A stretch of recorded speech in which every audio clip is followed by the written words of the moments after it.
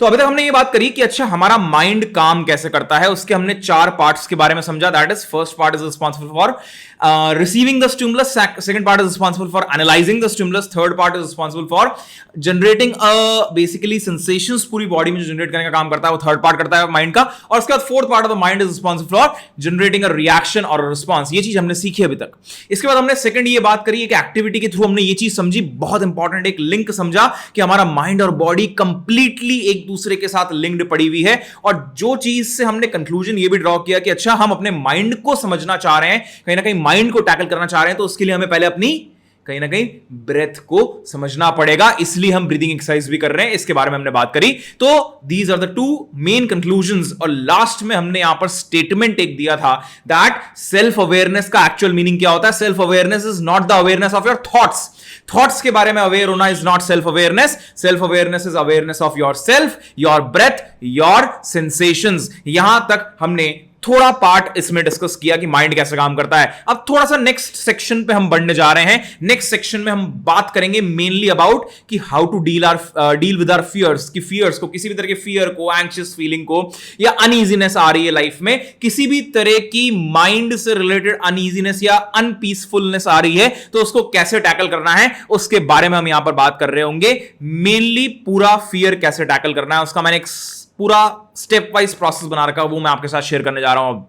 अच्छा, वो चीज देखने से पहले एक बार बहुत ध्यान से एक चीज समझने की कोशिश करें कि ये एक्चुअल में स्ट्रेस आता क्यों है, इसके बारे में मैं थोड़ा सा यहां पे बात करना चाहता हूं। और यहां पर मैं इंट्रोड्यूस करने जा रहा हूं आपके सामने that is the ultimate law of nature. क्या है ये लॉ ऑफ नेचर, इसके बारे में हम बात करने जा रहे हैं। सबसे पहले कि ये लॉ ऑफ नेचर क्या है ये समझते हैं, और उसके बाद फिर नेक्स्ट पार्ट पे जाएंगे दैट इज कि भाई किस तरह से किसी भी तरह के फियर को ओवरकम हमें करना है। तो ये लॉ ऑफ नेचर क्या है, ये आप सभी ने सुन रखा होगा कहीं ना कहीं, किसी ना किसी फॉर्मेट में ये आपने सुन रखा होगा। ये बचपन से हम सुनते आ रहे हैं एक्चुअल में, and this is the only law of nature. और इनफैक्ट अगर मैं बात करूं तो अगले 4-5 दिन तक मैं लगातार इसी के अराउंड बात कर रहा हूं, इसी के अराउंड बिल्ड कर रहा हूं। एक ही लॉ है नेचर का, तो कुछ तो आपके दिमाग में आ रहा होगा।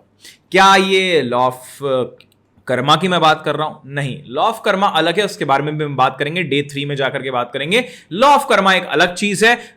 लॉ ऑफ अट्रैक्शन के बारे में बात कर रहा हूं? नहीं नहीं नहीं नहीं, लॉ ऑफ अट्रैक्शन भी नहीं है ये। तो ये क्या है? तो this is the law of impermanence. That is the only law of nature, my friend. Law of impermanence. बहुत आसान भाषा में अगर बोलें तो कोई भी चीज जिसने बर्थ लिया है यहां पर, वो एक अपने पीक तक जाएगी और उसके बाद खत्म हो जाएगी, मर जाएगी, उसका डेथ हो जाएगा, खत्म। कहने का मतलब क्या है कि कोई भी चीज परमानेंट नहीं है। Nothing is permanent in this life, nothing is permanent, everything is temporary. जो भी नेचुरल चीज है, जो भी नेचर से रिलेटेड चीज है, वो टेम्पररी है, वो परमानेंट नहीं है। कहने का मतलब क्या है कि अगर वो बर्थ लिया है उसने तो एक पीक तक जाएगी, पीक के बाद आके खत्म हो जाएगी। तो that is the law of impermanence. ये आपने अलग अलग तरह के फॉर्मेट में सुना होगा इसको, जैसे ये भी बदल जाएगा, दिस शैल टू पास, या फिर change is the only constant. तो ये जितने भी इस तरह के स्टेटमेंट्स आपने कहीं फेसबुक पे या इंस्टाग्राम पे या कहीं पे भी सुने हैं या किसी बड़े से सुने हैं कि अच्छा जो भाई कुछ भी परमानेंट नहीं है, ना कुछ लेके आए थे ना कुछ लेके जाएंगे, इस तरह की जितनी भी बातें हैं, all these things are depicting the law of impermanence, कि नथिंग इज परमानेंट, कुछ भी परमानेंट नहीं है। तो हाँ सर ठीक है, इसका मतलब ये तो हमें पता है, इसमें ऐसा ऐसा ऐसा क्या खास बता रहे हो आप ऐसा कि लॉ ऑफ इम्परमानेंस बता क्यों रहे हो ये चीज? प्रॉब्लम यह है कि बस हमें यह पता है कि यह लॉ ऑफ इम्परमानेंस होता है, बट हम अवेयर नहीं है इस बारे में कि हम कितना ज्यादा इस लॉ ऑफ इम्परमानेंस के अगेंस्ट जा रहे हैं। एंड माय फ्रेंड, जब आप इस लॉ ऑफ इम्परमानेंस के अगेंस्ट जाते हो, आपकी लाइफ में दुख, दर्द, कष्ट आने चालू हो जाते हैं और आपकी लाइफ सफरिंग से भर जाती। तो किस तरह से हम लॉ ऑफ इम्परमानेंस के अगेंस्ट जा रहे हैं, इसको मैं थोड़ा सा आपकी अवेयरनेस में लेकर के आता हूं, और फिर आगे जाते हुए हम ये बात करेंगे कि कैसे अपने आप को अलाइन करना है इस लॉ ऑफ इम्परमानेंस के। तो नेचर के लॉ के साथ अलाइन करना है, क्योंकि सॉल्यूशन है दुख दर्द कष्ट से कुल मिलाकर के खत्म करने का दुख दर्द कष्ट को। तो कैसे हम इससे दूर जा रहे हैं, अलाइन नहीं कर रहे हैं, कैसे अगेंस्ट जा रहे हैं लॉ ऑफ इम्परमानेंस के, पहले इस बात को समझते हैं थोड़ा सा। अगर आपने ब्रीदिंग एक्सरसाइज ढंग से करी है, जो मैंने अभी ब्रीदिंग एक्सरसाइज करने के लिए आपको दी थी, तो आपने एक चीज नोटिस करी होगी अपने थॉट्स के बारे में। अगर नहीं करी है तो सबसे पहले उस ब्रीदिंग एक्सरसाइज को करो, आपको एक चीज नोटिस आपको करने में आएगी आपके थॉट्स के बारे में कि आपके थॉट्स, दिमाग में दो ही तरह के थॉट्स चल रहे होते हैं। क्या दो तरह के थॉट्स चल रहे होते हैं बारीकी से अगर देखोगे तो भाई ये तो ठीक है कि हाँ पास्ट या फ्यूचर के बारे में आप कुछ दिमाग में चल रहा होगा, बट ये पास्ट या फ्यूचर में भी अगर देखोगे बारीकी से नोटिस करोगे तो दो ही तरह के थॉट्स चल रहे होते हैं। कौन से दो तरह के थॉट्स चल रहे होते हैं? एक तो ये चल रहा होता है कि अगर आपको कोई चीज पसंद आ जाती है तो आपके दिमाग में आ जाता है कि अच्छा ऐसा और चाहिए और चाहिए। कोई चीज अगर पसंद आ रही है, अच्छी लग रही है तो ऐसी और चाहिए, ऐसी चीज और चाहिए। कोई सक्सेस आ गई लाइफ में, फॉर एग्जांपल कोई सक्सेस आ गई तो और वैसी सक्सेस चाहिए। पैसा कमा लिया तो और पैसा कमाना है। मान लो किसी इंसान के साथ आपको टाइम स्पेंड करना अच्छा लगता है तो you want to spend more quality time with that particular person. आप चाहते हो कि नहीं उस इंसान के साथ और टाइम स्पेंड करने को मिले, और टाइम स्पेंड करने को मिले। तो कोई चीज अगर अच्छी लग रही है तो वो और चाहिए। इस तरह के थॉट्स चल रहे होते हैं माइंड में। वैसे ही अगर कोई चीज अच्छी नहीं लग रही है, किसी पर्टिकुलर पर्सन की वजह से, पर्टिकुलर सिचुएशन की वजह से आपको पेनफुल सेंसेशंस हो रही हैं, आप इरिटेटेड फील कर रहे हो, तो यू से कि नहीं अच्छा ये नहीं चाहिए, ये लाइफ में नहीं चाहिए। मान लो कोई फेलियर आ गया लाइफ में, कभी मार्क्स कम आ गए या फिर पेपर में, या फिर कुछ भी इस तरह का फेलियर आ गया, कोई एग्जाम आप क्रैक नहीं कर पाए, या फिर कोई ब्रेकअप हो गया, या फिर कोई पर्सनल लॉस हो गया, एनीथिंग लाइक दैट। दिमाग में पहली चीज क्या आती है कि नहीं यार ये नहीं चाहिए, ये नहीं चाहिए, ऐसा नहीं होना चाहिए। तो दो ही तरह के मेनली हमारे दिमाग में थॉट्स चल रहे होते हैं। क्या? अगर कोई चीज अच्छी लग रही है तो वो और चाहिए, और अगर कोई चीज अच्छी नहीं लग रही है, कोई चीज पसंद नहीं आ रही है, किसी इंसान से बात करने में इरिटेशन हो रहा है तो यार नहीं नहीं इससे बात नहीं करनी, इससे बात नहीं करनी, तो वो नहीं चाहिए। तो या तो कोई चीज चाहिए या नहीं चाहिए। इसको और थोड़ा सा डेप्थ में जाकर के बारीकी से समझने की कोशिश करो। क्या वो सिचुएशन, क्या वो इंसान वो है जिसके लिए हम बोल रहे हैं कि ये चाहिए या नहीं चाहिए? नहीं माय फ्रेंड, एक्चुअल में we are craving those sensations, और we are trying to hate those sensations जो उस पर्टिकुलर सिचुएशन में या उस पर्टिकुलर इंसान की वजह से हमें होती हैं। कहने का मतलब क्या है? आसान भाषा में समझने की कोशिश करते हैं। कहने का मतलब यह है कि अगर इस पर्टिकुलर इंसान के साथ रहकर आपको अच्छा लगता है, आपको अच्छी सेंसेशंस होती हैं, ये वही सेंसेशंस हैं जो पहले हम सेंसेशंस बात करते हुए आ रहे हैं। अगर आपको अच्छी सेंसेशंस होती हैं तो you crave more of those sensations. तो आपको उस इंसान से मतलब नहीं होता, एक्चुअल में आपको किससे मतलब होता है? आपको मतलब होता है कि यार वो सेंसेशंस और हो जाए। अगर कोई दूसरा इंसान भी वो आपको सेम सेंसेशंस करवा देगा तो आपको उस दूसरे इंसान के साथ भी रहने की उतनी इच्छा हो जाएगी जितनी इस इंसान के साथ रहने की इच्छा है। तो the thing is, it's not about that particular person, it's all about दो सेंसेशंस जो आपको वो इंसान की वजह से हो रही है। या फिर एक पर्टिकुलर सिचुएशन में आपको कोई पर्टिकुलर सेंसेशंस होती हैं, you are feeling pleasure for example, तो you want more of that pleasure कि नहीं यार ऐसा और चाहिए और चाहिए। जैसे फॉर एग्जांपल आपको वेकेशन पे, ट्रिप पे जाने में कहीं अच्छा लगता है तो ऐसा और चाहिए और चाहिए, तो you are craving more of those sensations. इससे मतलब नहीं है कि आप इस पर्टिकुलर डेस्टिनेशन पे जा रहे हो सकता है कि सिमिलर टाइप ऑफ डेस्टिनेशन किसी और जगह पे जाके भी आपको वही सेम सेंसेशंस हो जाए एंड यू फील हैप्पी। तो you are actually craving those sensations, उन सेंसेशंस को आप क्रेव कर रहे हो। सिमिलरली अगर आप किसी चीज को हेट कर रहे हो तो you are not actually hating that particular person, या आपको उस पर्सन से दिक्कत नहीं है, वो पर्सन के कारण या उस सिचुएशन के कारण आपको जो सेंसेशंस हो रही है वो सेंसेशंस आपको पसंद नहीं आ रही हैं, वो पेनफुल सेंसेशंस आपको पसंद नहीं आ रही हैं, इसलिए you are trying to avoid और you are trying to say कि नहीं यार ये सेंसेशंस नहीं चाहिए नहीं चाहिए नहीं चाहिए। तो it's all about the sensations कि वो सेंसेशंस आपको या तो अच्छी लगती हैं तो और चाहिए, और अगर अच्छी नहीं लगती हैं तो नहीं चाहिए। यही दो काम हम कर रहे होते हैं मेनली, अगर आप नोटिस करोगे तो। अच्छा तो सर दिक्कत कहां है? तो लॉ ऑफ इंपरमानेंस में बीच में कहां आ गया? इसमें दिक्कत क्या है? कर रहे हैं तो कर रहे हैं, लो कर लो, अब क्या कर लोगे? दिक्कत कहां है? बहुत ध्यान समझो। जब आप ऐसा कुछ करने की कोशिश करते हो कि भाई मेरे को वो सेंसेशन अच्छी लग रही तो और चाहिए और चाहिए, दिक्कत यहां आती है कि ये जितनी भी सेंसेशंस होती हैं माय फ्रेंड, बहुत ध्यान सुनना, जितनी भी सेंसेशंस होती हैं ये भी नेचुरली अपनी बॉडी में आ रही हैं, नेचर कॉज कर रहा है, और जितनी भी नेचुरल चीजें होती हैं वो लॉ ऑफ इंपरमानेंस को फॉलो करती हैं।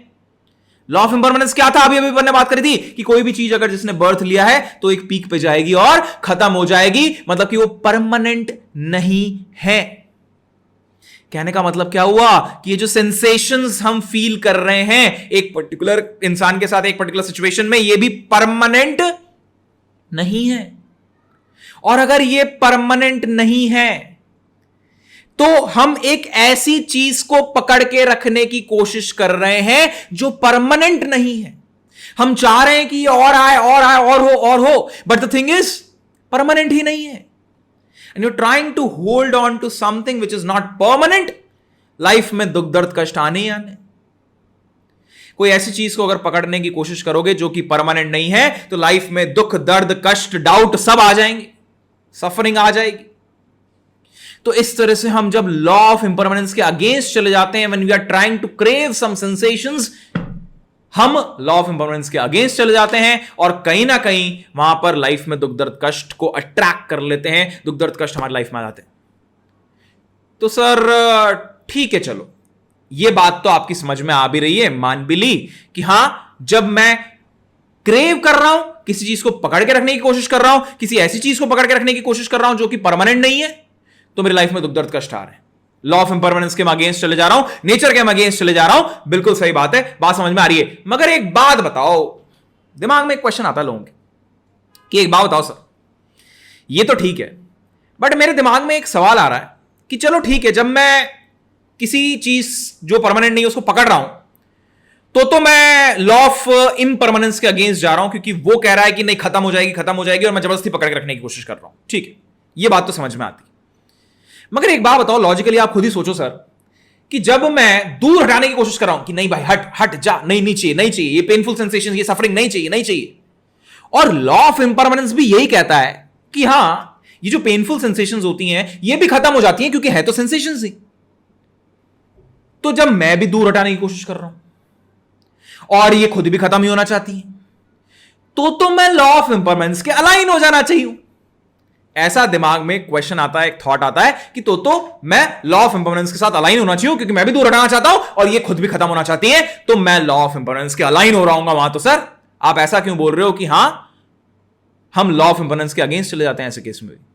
बहुत ध्यान से समझो, ये क्वेश्चन दिमाग में आता है कि अच्छा मैं भी हटाने की कोशिश कर रहा हूं और ये खुद भी खत्म हो जाती है, तो मैं तो लॉ ऑफ इंपरमानेंस के अलाइन हो रहा हूं। नहीं, इसको एक छोटी सी एक्टिविटी के थ्रू समझने की कोशिश करते हैं my friend. It's very simple activity और बहुत अच्छे से आपके अवेयरनेस में ये चीज समझ में आएगी आपको कि जब आप दूर हटाने की कोशिश कर रहे हो तो किसी चीज को, किसी सफरिंग को, किसी पेन को आप डिनाई कर रहे होते हो, मना कर रहे होते हो कि नहीं चाहिए, तो एक्चुअल में क्या आप सही में उससे दूर भाग रहे हो या दूर हटा पा रहे हो उसको? इसके बारे में एक छोटी सी, इसको समझने के लिए एक छोटी सी एक्टिविटी करते हैं यहां पे। तो सिंपली आपको क्या करना है, जो चीजें मैं बोलता जा रहा हूं उसके बारे में आपको दिमाग में लाते जाना है। जैसे for example think about a pen.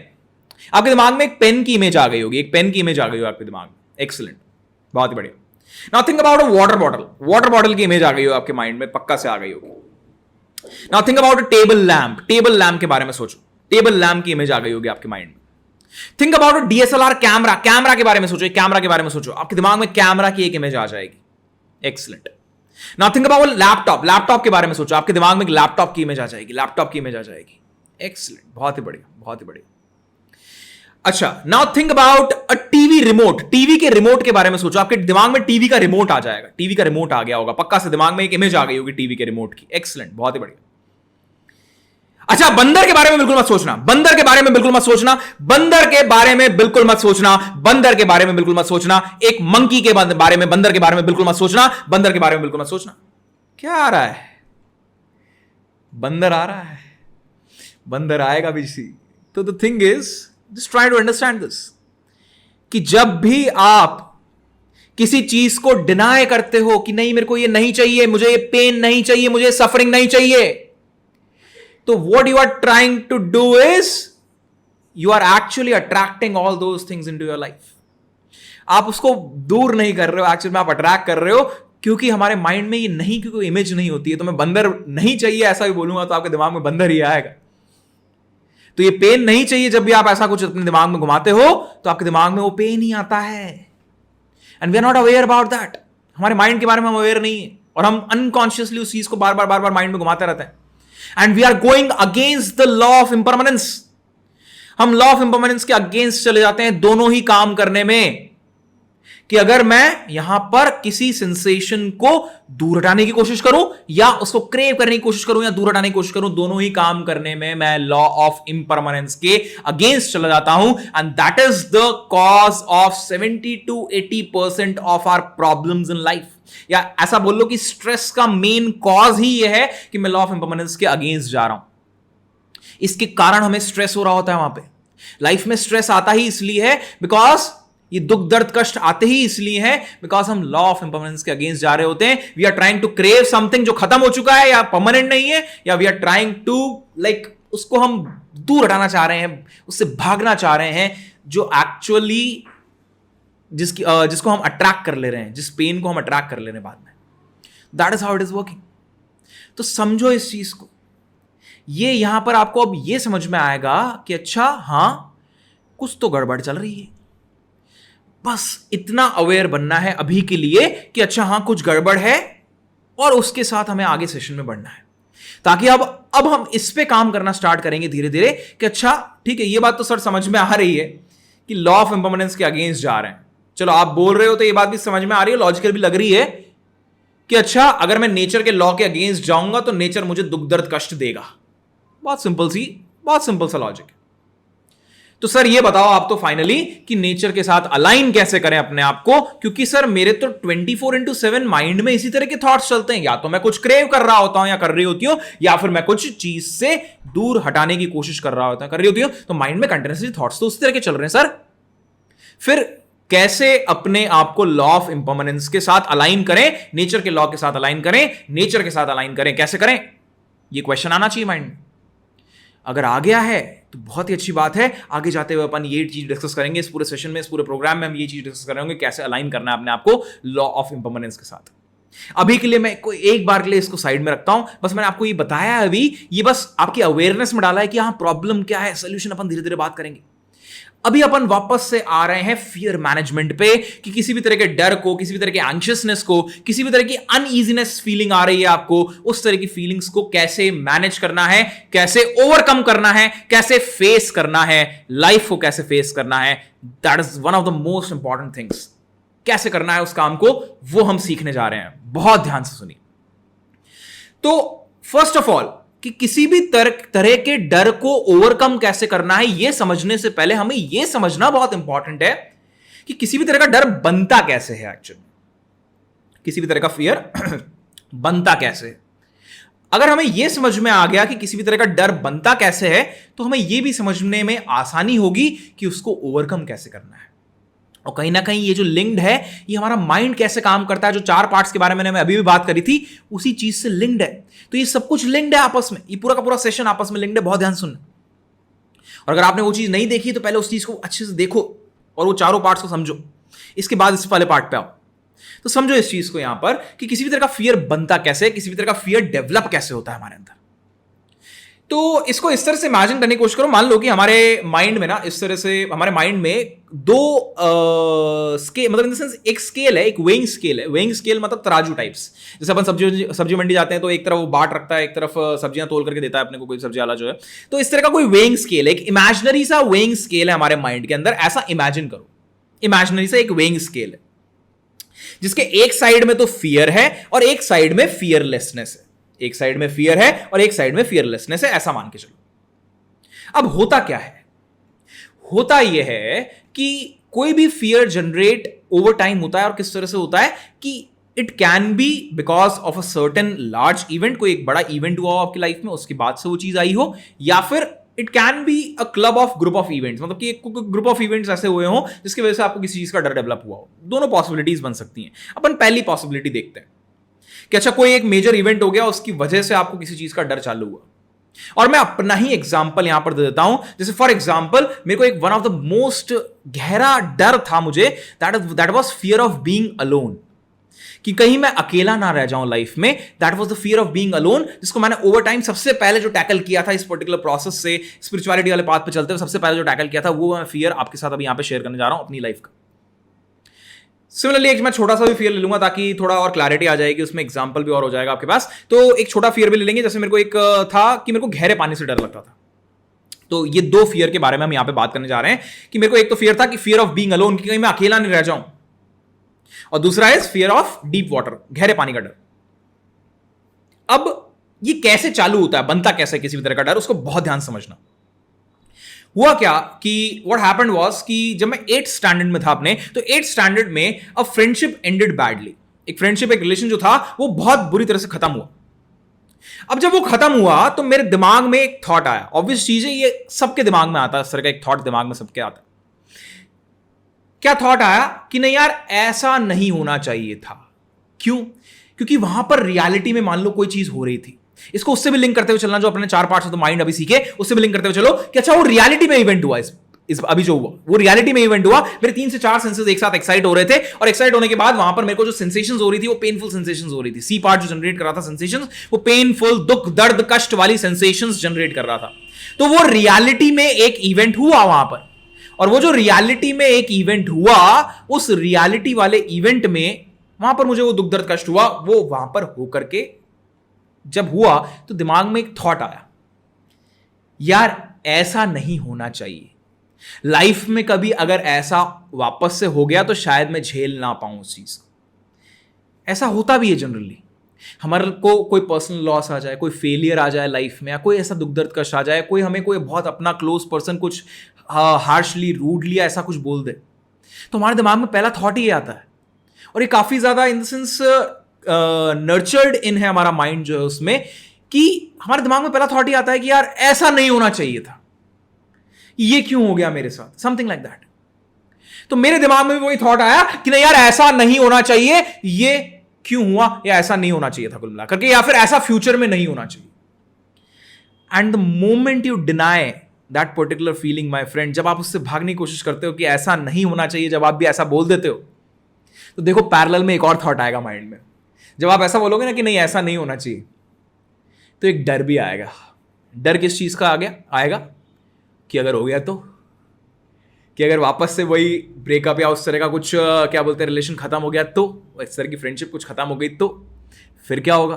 तो थिंग इज, जब आप किसी चीज को इस तरह से डिनाई करोगे कि नहीं ऐसा नहीं होना चाहिए, तो फिर उसका डर भी आएगा साथ साथ में कि अगर यार हो गया तो मेरे साथ भी यही हुआ कि ये जो फियर वाली साइड थी और फियरलेसनेस वाली साइड थी, वहां फियर वाली साइड में मैंने एक 100 ग्राम्स की ब्रिक रख दी कि अगर यार ऐसा हो गया तो फिर क्या होगा। एक 100 ग्राम्स की ब्रिक वहां पे ले जाकर रख दी मैंने, इमेजिनरी।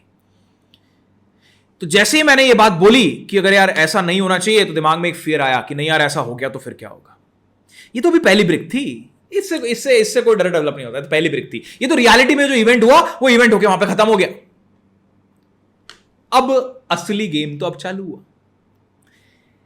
अब क्या किया मैंने, उसको पहली बार में डिनाई कर दिया, उस पूरे इवेंट को मैंने डिनाई कर दिया कि नहीं ऐसा नहीं होना चाहिए, ऐसा नहीं होना चाहिए करके। वो काम वहां पे, वो चीज वहां पे खत्म हो गई, और रियलिटी में सब कुछ सही है। अभी मेरी लाइफ में सब कुछ सही चल रहा है। 2-3 दिन हो गए, मान लो 4 दिन हो गए, सब कुछ सही है, एकदम नॉर्मल। मगर 4 दिन बाद मान लो मैंने उसी इंसान को वापस से देख लिया, या फॉर एग्जाम्पल मैंने कोई ऐसा गाना सुन लिया, या फॉर एग्जाम्पल मैंने किसी कपल को देख लिया, या फॉर एग्जाम्पल मैंने कोई ऐसी मूवी देख ली, या मैंने दो लोगों को ऐसे कुछ बात करते हुए सुन लिया, और मेरे को एकदम से वापस से एज अ ट्रिगर, साइकोलॉजिकली अपन ट्रिगर्स बोलते हैं उसको, मैंने बताया भी था पहले आपको। तो एज अ ट्रिगर मेरे को तुरंत दिमाग में क्या हुआ, वो सिक्स्थ सेंस के अंदर, मेरे सिक्स्थ सेंस के अंदर वही वापस से पूरी सिचुएशन घूम गई जो 4 दिन पहले हुआ था, 5 दिन पहले हुआ था। वही पूरी सिचुएशन वापस से घुमा दी। और क्योंकि मैं माइंड फुली अवेयर नहीं था कि यार मैं क्या कर रहा हूं, अपना माइंड कैसे काम करता है, वो सारी चीज मेरे को उस टाइम पे नहीं पता थी, तो मैंने उसी चीज को वापस से अपने सिक्स्थ सेंस में घुमाया। सिक्स्थ सेंस क्या करेगा, ए पार्ट को स्टिमुलस भेजेगा, ए पार्ट रिसीव करेगा, बी पार्ट एनालाइज करेगा, सी पार्ट वही सेम सेंसेशंस जनरेट कर देगा, वही सेम दुख दर्द वाले सेंसेशन जनरेट कर देगा जो मुझे उस टाइम पर हुए थे, 4 दिन पहले, 5 दिन पहले जो हुए थे। और भले इंटेंसिटी थोड़ी कम होगी, बट द थिंग इज वही दुख दर्द वाले सेंसेशंस जनरेट कर देगा, because our mind can not differentiate between if something is really happening और it is an illusion, we will have the same sensations in both the cases. याद आ रही होगी वो लाइन अपन चालू किया था सेशन को, उस टाइम वही चीज है। तो यहां पर वही सेम सेंसेशंस मेरे अंदर जनरेट हो गए, एंड मैंने वापस से एक लाइन दोहराई अपने मन में, ये दुख दर्द नहीं चाहिए, ये नहीं होना चाहिए। और जैसे मैंने बोला ये नहीं होना चाहिए, मेरे दिमाग में एक और ब्रिक ऐड हुई जाकर के, अरे अगर हो गया तो। ये फियर की दूसरी ब्रिक ऐड हुई, फियर वाली साइड में एक और ब्रिक ऐड हुई, उसका पलड़ा थोड़ा और भारी हुआ वेइंग स्केल में। आई थिंक आपको समझ में आ रहा होगा अब क्या होगा। तो अगली बार वापस से जब ट्रिगर आया, ऐसे जैसे ट्रिगर आते गए, जितनी बार ट्रिगर आएगा उतनी बार मेरा माइंड उधर भागेगा। अगर मैं अवेयर नहीं हूं, अगर मैं माइंडफुली अवेयर नहीं हूं अपने माइंड के बारे में, क्या चल रहा है मेरे माइंड में अवेयर नहीं हूं, उन सारी चीजों के बारे में अवेयर नहीं हूं, मेरा माइंड कैसे काम करता है उसके बारे में अवेयर नहीं हूं, तो मेरा माइंड तुरंत उधर भागेगा। मैं उसको सिक्स्थ सेंस में घुमाऊंगा। ए पार्ट रिसीव करेगा स्टिमुलस, बी पार्ट एनालाइज करेगा, सी पार्ट वही सेम सेंसेशंस जनरेट कर देगा और मैं वापस से डिनाई कर दूंगा उसको, क्योंकि मेरे को लॉ ऑफ इम्पर्मनेंस की भी अंडरस्टैंडिंग नहीं है कि उसके अगेंस्ट जा रहा हूं मैं। तो मैं वापस से उसको डिनाई कर दूंगा कि नहीं नहीं नहीं नहीं नहीं, ये तो नहीं चाहिए, ये नहीं चाहिए, ऐसा नहीं होना चाहिए।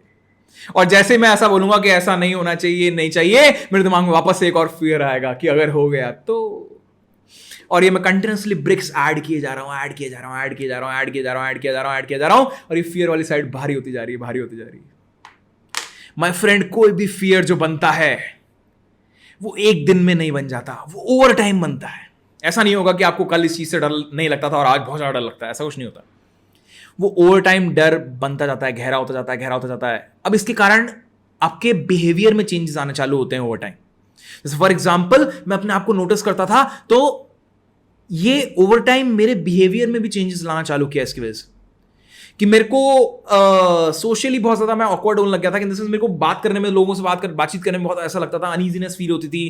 किसी के साथ बात कर रहा हूं, दिमाग में वही थॉट चलते रहते थे, इस तरह से काफी अनईजीनेस फील होती थी उस टाइम पे।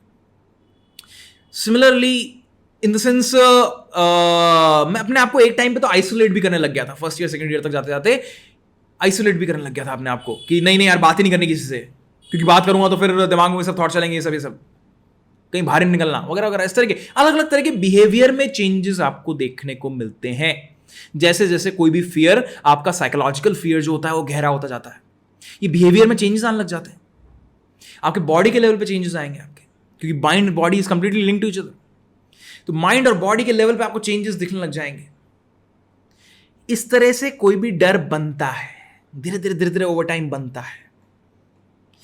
क्या सर ये जरूरी है कि एक ही पर्टिकुलर इवेंट हुआ हो और वही बार बार दिमाग में जाके याद आ रहा हो? नहीं, जरूरी एक इवेंट हुआ हो, कोई सीरीज ऑफ इवेंट्स भी हो सकते हैं। कैसे?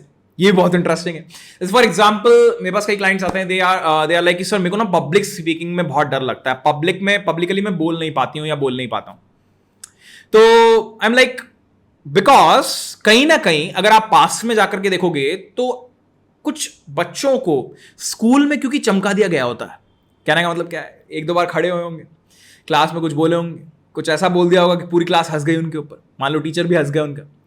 एक बार हो गया तो एक बार उनके दिमाग में बैठ गया, अरे नहीं यार, ये नहीं, ऐसे नहीं, ऐसे बेइज्जती नहीं करवानी क्लास में अपनी, चुपचाप बैठे रहो। वैसे ही फिर दूसरी बार तीसरी बार भी ऐसा, मान लो टीचर ने जान करके खड़ा कर दिया, कुछ बोला आपने और बाकी पूरी क्लास हंस गई। तो ऐसा 2-3 बार हो गया होता है ना, तो क्या चमका दिए गए होते हैं ऐसे स्कूल में कई बार। उसकी वजह से फिर क्या होता है कि वो एक कॉन्फिडेंस कम हो जाता है और उसकी वजह से एक पब्लिक स्पीकिंग का डर रखता है कि नहीं यार, मेरे को तो बोलना ही नहीं है, क्योंकि मैं क्लास के सामने कुछ भी बोलता था तो मेरी बेइज्जती हो जाती थी, तो ऐसा मुझको कुछ बोलना ही नहीं। इस तरह का सीरीज ऑफ इवेंट्स के कारण भी ऐसा कुछ हो सकता है, डर डेवलप हो सकता है। सीरीज ऑफ इवेंट्स इस तरह से भी हो सकते हैं। एक और काफी इंटरेस्टिंग केस आया था, इट इज समथिंग लाइक कि क्या बोलते हैं कि सर मुझे ड्राइविंग से डर लगता है। मैंने कहा अच्छा क्यों, क्या हो गया जी? थोड़ा जब एनालाइज कर रहा हूँ, उनको एनालाइज करना चालू किया, उसको तोड़ना चालू किया माइंड में, पीछे बैक ऑफ द मेमोरी जाकर के, तो एक चीज समझ में आई वहां पर कि अच्छा, उन्होंने पहली बार जब गाड़ी चलाई तो जाकर के खंबे में ठोक दी थी, दूसरी बार चलाई डिवाइडर पे चढ़ा दी थी, तीसरी चौथी बार चलाई इस तरह चलाई गाड़ी तो कहीं ना कहीं जाकर के स्कूटी वाले के भेज दिया। तो क्या हुआ कि 2-3 सीरीज ऑफ इवेंट्स ऐसे हो गए कि उसके बाद उनके दिमाग में एक डर बैठ गया, अरे यार गाड़ी चलाएंगे तो मतलब ठुक जाएगी। तो इस तरह के सीरीज ऑफ इवेंट्स भी हो सकते हैं जिसके कारण आपके अंदर कोई फियर डेवलप हो रहा है। तो it can be a particular event जिसी में आपको 440 वोल्ट का झटका लग गया, या ऐसा भी हो सकता है कि 220 वोल्ट के 3-4 झटके लगे एक साथ, तो उसकी वजह से आपको डर डेवलप हुआ है। अच्छा, एक और चीज पॉसिबल है, बहुत ध्यान से सुनना, बहुत इंटरेस्टिंग है। एक और चीज पॉसिबल है, कई बार ये जो डर होता है ये किसी इमेजिनरी रीजन की वजह से भी डेवलप हो सकता है। इमेजिनरी रीजन मतलब कि कोई आपके लाइफ में कोई इवेंट हुआ ही नहीं है, but you are just imagining it कि अगर ऐसा हो गया तो क्या होगा। मैं इसका बहुत अच्छा एग्जांपल दूंगा आपको, देखो रियल लाइफ एग्जांपल दूंगा मेरी लाइफ से रिलेटेड, मतलब इन द सेंस मैंने जो अपने घर में एक्सपीरियंस किया, अपने घर में देखा है, उसी से रिलेटेड दे रहा हूं एग्जांपल, आपको रिलेटेबल लगेगा कहीं ना कहीं।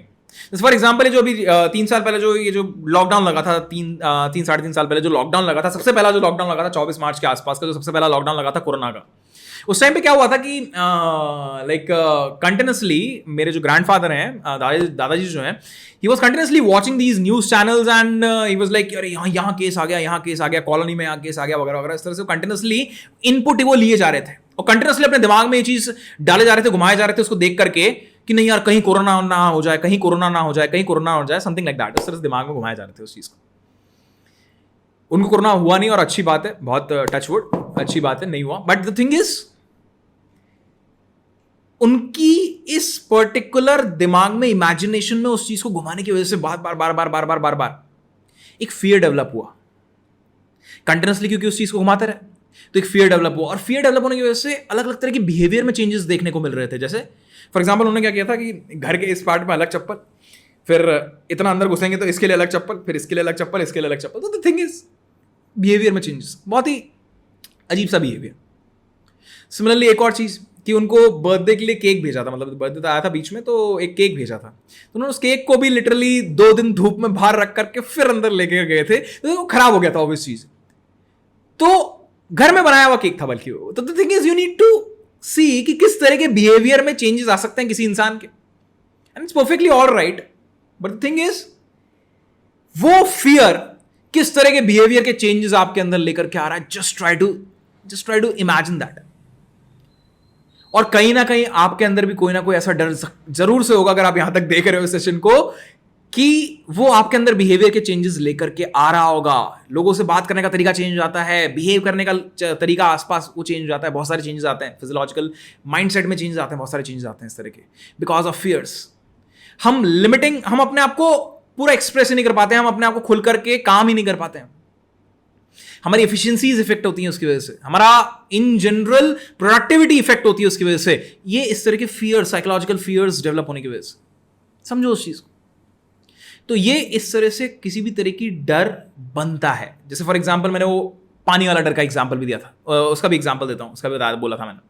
तो 7th भी नहीं, 4th-5th क्लास की बात है, I remember that, 4th-5th class की बात है आई गेस। मैं अपने कजन्स वगैरह के साथ खेल रहा था, एंड व्हाट हैपेंड वाज कि हम थोड़ा मतलब ऐसे बचपना था और deep side of the pool के खेल रहे थे पास में, और ऐसी धक्का मुक्की में क्या हुआ था कि मैं deep side of the pool में गिर गया था जाकर के, एंड मैं बस डूबते डूबते बचा था। One of my family member saved me, and उस टाइम पर एकदम से वो पर्टिकुलर इवेंट के बाद मेरे को गहरे पानी का डर चालू हो गया था, क्योंकि मैं गहरे पानी के आसपास जाता तो मेरे को ऐसा लगता था डूब नहीं जाऊंगा, समथिंग लाइक दैट। तो वो रियल लाइफ एक इवेंट हुआ था। उसके बाद से फिर वो जब भी मैं कहीं जाऊं तो वो ट्रिगर्स आकर वो स्टैक हो रहा था फिर। तो that is how any kind of fear is develop. तो 3 तरीके से फियर डेवलप हो सकता है, चाहे तो लिख भी लें इस चीज को। पहला, कोई एक मेजर इवेंट, 440 वोल्ट का झटका, या फिर कुछ सीरीज ऑफ इवेंट्स, 220 वोल्ट के झटके, या फिर भाई तू 50 वोल्ट की लाइन पकड़ के बैठ जा, 50 वोल्ट की लाइन पकड़ के बैठ ही जाएगा, तो दिमाग में इमेजिनरीली घुमाते रहो उसको, और कहीं ये इस दरवाजे के पीछे भूत तो नहीं है, कहीं मेरे को कोरोना ना हो जाए, कहीं मेरे को corona. Thing is imaginary fears, thing is imagination में है, जो आपके रियलिटी में एग्जिस्ट नहीं करते हैं। उस तरह से भी फियर डेवलप हो सकता है। तो अभी अपन ने यह समझा कि अच्छा, किसी भी तरह का डर कैसे डेवलप हो सकता है, या किसी भी तरह की एंग्शियस फीलिंग क्यों आती है, किस तरह से डेवलप हो सकती है, आ सकती है, किसी भी तरह की अनईजीनेस कैसे आ सकती है। अब हम नेक्स्ट पार्ट पे जाने जा रहे हैं। अब ये नेक्स्ट पार्ट क्या है, इसको बहुत ध्यान से समझते हैं। अब जो नेक्स्ट पार्ट हम चालू करने जा रहे हैं, that is how to overcome, how to face this fear. Next part में हम बात करेंगे how to overcome, how to face this fear. बहुत ध्यान से समझें इसको, कि किस तरह से हम किसी भी तरह के फियर को ओवरकम करना है, किसी भी तरह की एंग्शियस फीलिंग को, किसी भी तरह की अनईजीनेस को ओवरकम करना है, फेस करना है। इसका क्या प्रोसेस होता है, ये प्रोसेस आपको कहीं और नहीं मिलेगा। ये प्रोसेस मैंने खुद ने अपने आप को ऑब्जर्व करते हुए कि अच्छा मैंने कैसे अपने फियर्स को ओवरकम किया था, उस चीज को ऑब्जर्व करते हुए खुद ने डिजाइन किया हुआ है। ये किसी टेक्स्ट बुक में या किसी भी सेशन में और आपको कहीं नहीं मिलेगा। तो बहुत ध्यान से सुनिए क्या प्रोसेस है जी ओवरकम करने का। तो it is a very simple 5 step process. बहुत ध्यान सुनना, मैंने बोला it is a very simple, बहुत ही सिंपल 5 स्टेप प्रोसेस। सिंपल है, इजी नहीं है। वापस बोल रहा हूं, सिंपल है, इजी नहीं है। सिंपल और इजी में डिफरेंस होता है माय फ्रेंड। एक होता है सिंपल एंड कॉम्प्लेक्स, एक होता है इजी एंड टफ। एक होता है सिंपल एंड कॉम्प्लेक्स, एक होता है इजी एंड टफ। ये जो प्रोसेस है ये कॉम्प्लेक्स नहीं है, ये टफ है। ये सिंपल है और टफ है, ये कॉम्प्लेक्स नहीं है और इजी भी नहीं है। वापस समझते हैं इस चीज को, बहुत एग्जांपल समझाता हूं, बहुत इजी समझ में आएगा। देखो, एक होता है सिंपल। सिंपल मतलब कि आपको समझ में आएगा कि क्या करना है, पूरे प्रोसेस में आपको पूरी चीज समझ में आएगी। एक होता है complex. Complex is permutation and combination is complex. Physics में quantum mechanics is complex, relativity की थ्योरी इज कॉम्प्लेक्स, उसको समझना कॉम्प्लेक्स है एक्चुअली। तो वैसा कुछ नहीं है, आपको समझ में पूरा आएगा कि क्या करना है एग्जैक्टली, बट इजी नहीं है। Doing it every day is not easy. बहुत आसान भाषा में बोले तो जैसे for example, morning walk is a simple process. Morning walk is a simple process, बहुत आसानी समझ में आती है उसके फायदे क्या है। क्या है? Morning walk is a simple process, but doing it every day is tough. उसको डेली करना इज टफ। वैसे यहां पर ये बहुत सिंपल प्रोसेस है, 5 स्टेप प्रोसेस जो है, बहुत ही simple 5 step process to overcome any kind of fear, anxiousness या uneasiness. But implementing it and doing it every day is tough. It is tough, my friend. अब चालू करते हैं इसका ये 5 स्टेप प्रोसेस क्या है, इसको समझने की कोशिश करते हैं। आप ये 5 स्टेप प्रोसेस क्या है, इसमें सबसे पहली स्टेप से हम चालू करने जा रहे हैं कि सबसे पहली स्टेप क्या है। इनफैक्ट सबसे पहली स्टेप ही सबसे टफ है, और आपको सुनने में ऐसा लगेगा कि नहीं सर ये तो आसान है, सबसे पहली स्टेप आपको सबसे आसान लगेगी, but actual reality is it is the toughest one. सबसे पहली step is to accept. Acceptance देना कि हां कुछ गड़बड़ है and I need to change. अरे मैंने खुद ने ही 6 साल तक एक्सेप्टेंस नहीं दी थी। मैं 8th क्लास से ये चीज को डिनाई करते हुए आ रहा था कि नहीं ऐसा कुछ नहीं है, नहीं सब सही है वगैरह वगैरह। मैंने 2nd ईयर के एंड तक भी इन सारी चीजों को एक्सेप्टेंस नहीं दी थी। The very first step is to accept कि हां कुछ गड़बड़ है। यही सबसे टफ स्टेप है माय फ्रेंड। हम एक्सेप्टेंस ही नहीं देते हैं, हम बोलते हैं कि नहीं सब सही चल रहा है, बढ़िया है, कोई दिक्कत नहीं है। जब तक आप ऐसा बोलते रहोगे कि सब सही चल रहा है, बढ़िया है, कोई दिक्कत नहीं है, तो फिर कोई दिक्कत नहीं है।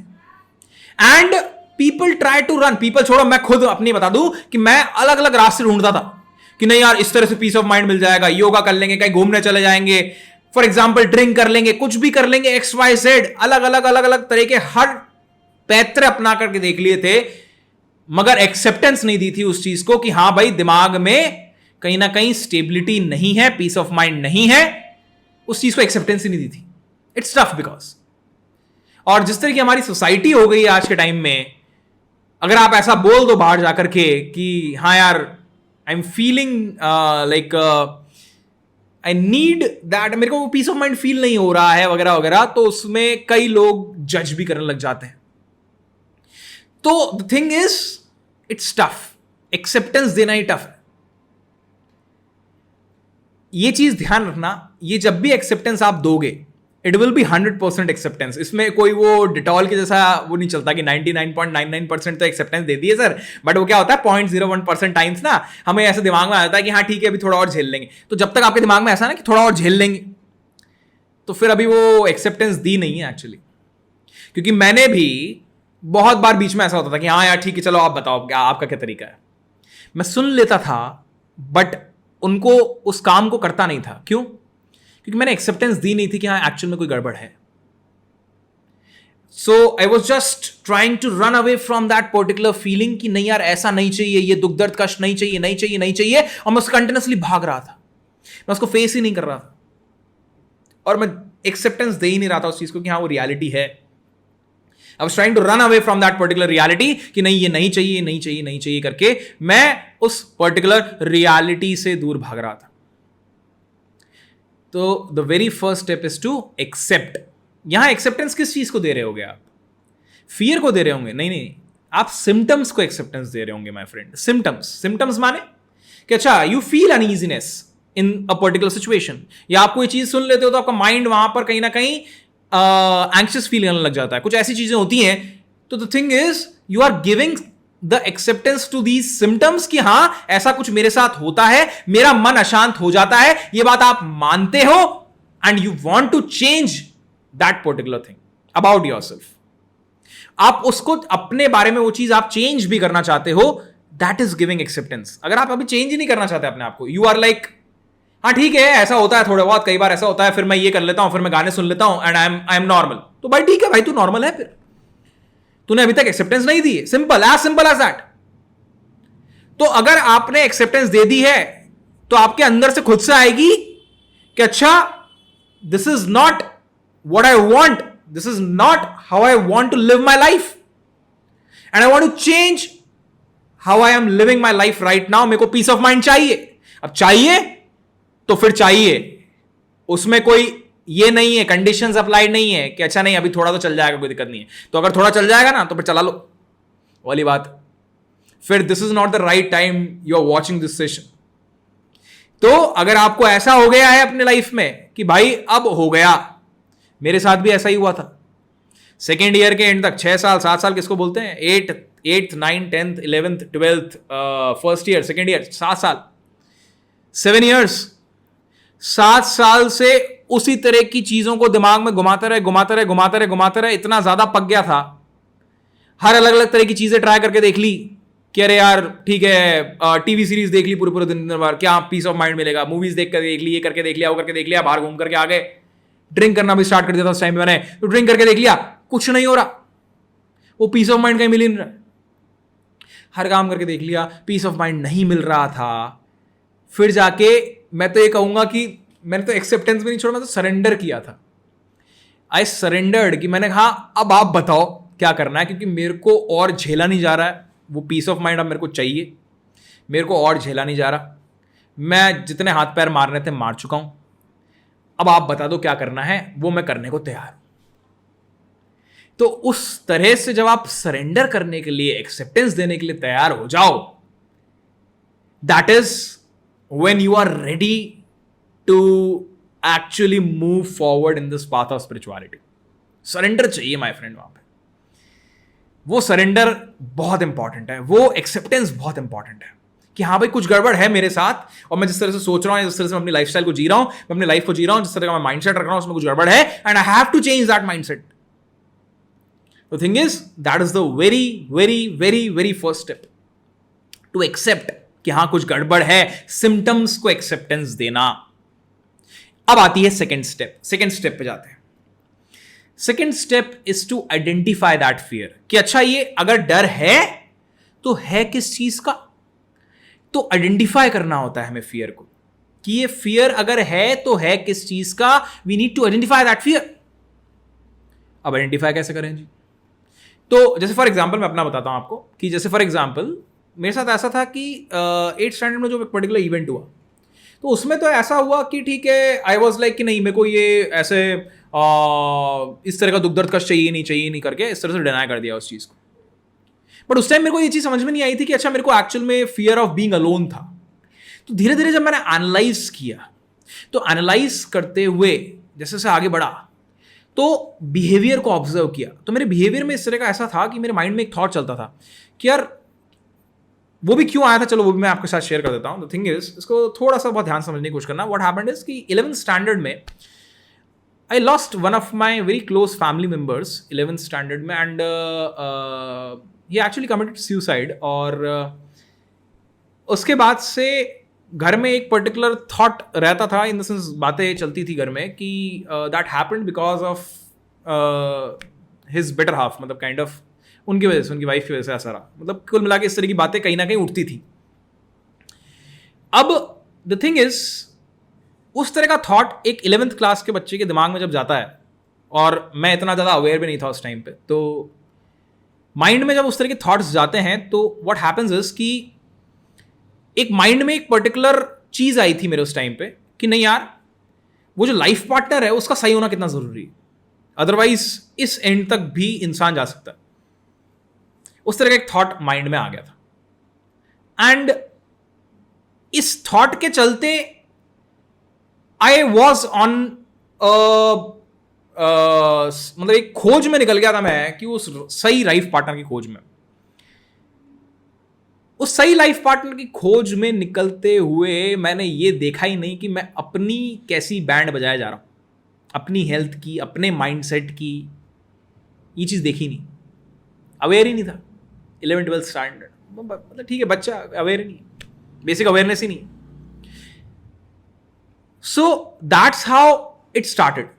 और माइंड में जब ये थॉट आता है ना कि हाँ ठीक है यार, और वो चीज़ मिल नहीं पाती आपको जब कि नहीं यार ये तो, ये भी सही नहीं, ये भी सही नहीं, वो भी सही नहीं, तो दिमाग में एक वो डर पैदा हुआ था कि यार मैं कहीं अकेला ना रह जाऊं। तो दैट इज हाउ ये फियर जनरेट हुआ था। तो आपकी लाइफ में जो छोटे छोटे इवेंट्स होते हैं ना, हो सकता है आपको लग रहा हो कि अच्छा ये तो एज सच कोई सिग्निफिकेंस नहीं रख रहे हैं, but it might be possible कि इस तरह के जो इवेंट्स हैं आपके आसपास, आपकी अपब्रिंगिंग के दौरान जिस तरह की बातें चल रही हैं या जिस तरह की बातें आपकी फैमिली में हो रही हैं, उसके कारण आपके ऊपर बहुत डीप इम्पैक्ट पड़ रहा हो माय फ्रेंड। तो बहुत ध्यान से इसको एनालाइज करोगे तो दिखाई देंगी ये सारी चीज़ें कि अच्छा मेरे को उसकी वजह से वो थॉट इम्प्लांट हुआ था मेरे अंदर, और वो थॉट की वजह से मैं पता नहीं कहाँ निकल गया था, कहाँ ऑफ ट्रैक निकल गया था लाइफ में। But the thing is I eventually realize that. अब वो रियलाइज करने के बाद वो चीज़ समझ में आई कि नहीं यार ये तो गलत था, काम तो हमें अपने ऊपर करना होता, दूसरा तो ऑटोमेटिकली जैसे भी होगा, भगवान ने जैसे भी क्या होगा वो अरेंजमेंट्स की होंगे, अपने आप आएगा, ये आएगी, ऐसा बोल सकते हैं।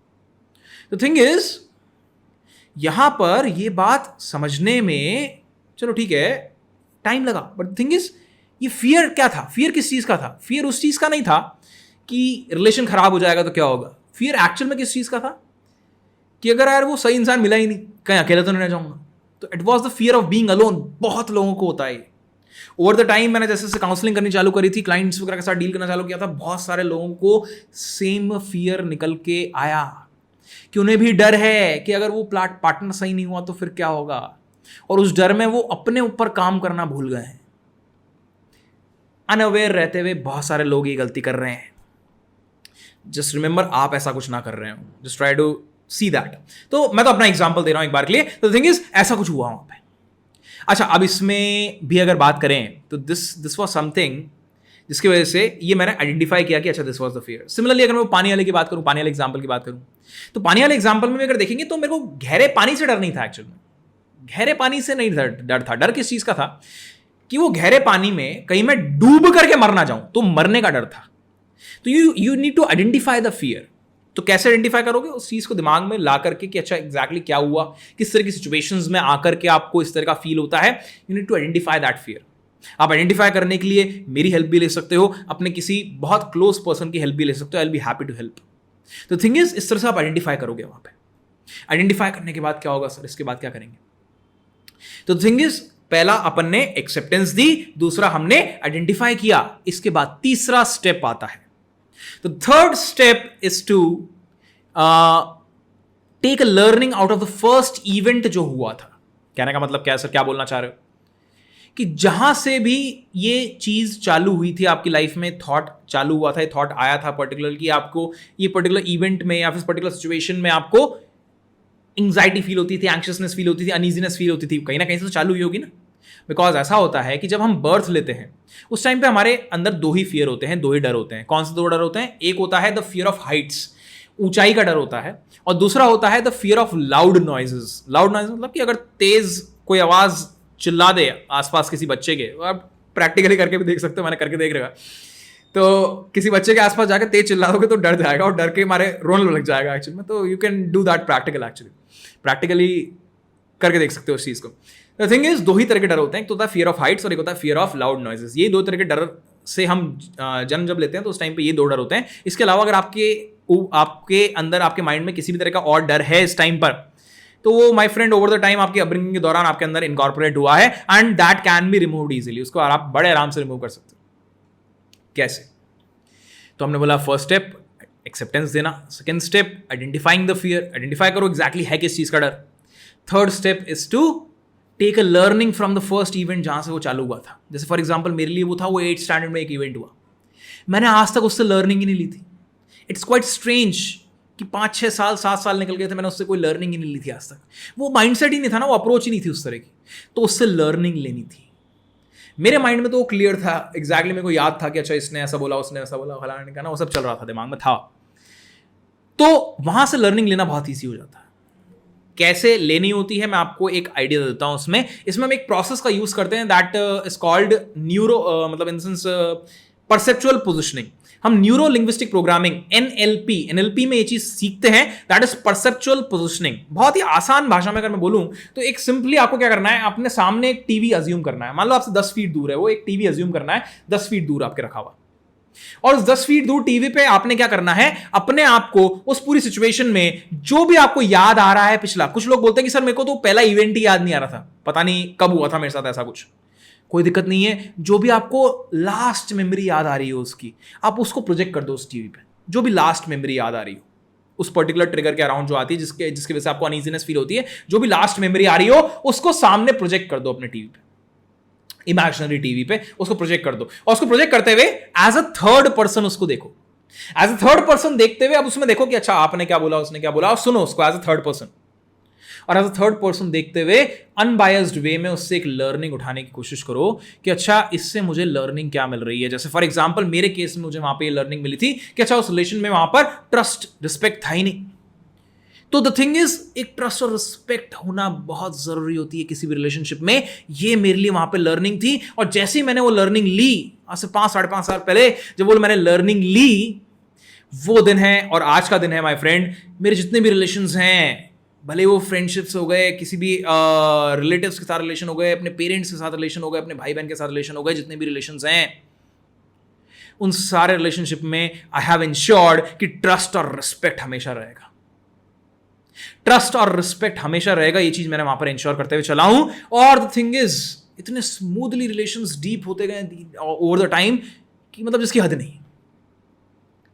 तो द थिंग इज, एक बार आपने अगर वहां से लर्निंग ले ली तो इसको ये भी इंश्योर करना बहुत इंपॉर्टेंट हो जाता है कि वो लर्निंग आप कंटिन्यूअसली अपनी लाइफ में इंप्लीमेंट कर रहे हैं।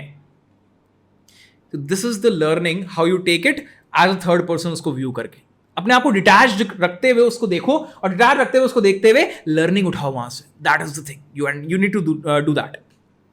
अच्छा, ये करने के बाद सर आगे क्या करें, अब इसके बाद क्या करें?